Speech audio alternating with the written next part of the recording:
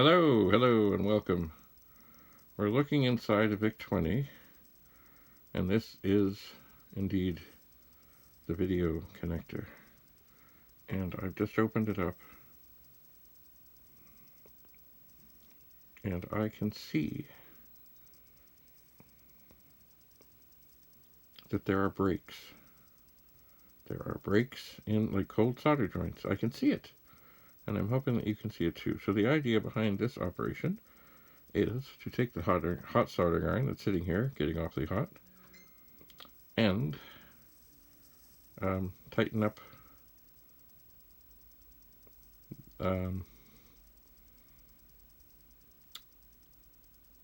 the connections. And I might have to add some solder. I might not have to add some solder. Anyway, that is that. I'll see maybe if I can get this set up where I can record the operation, as we are in Vic-20 intensive care. Thanks for coming. Bye for now.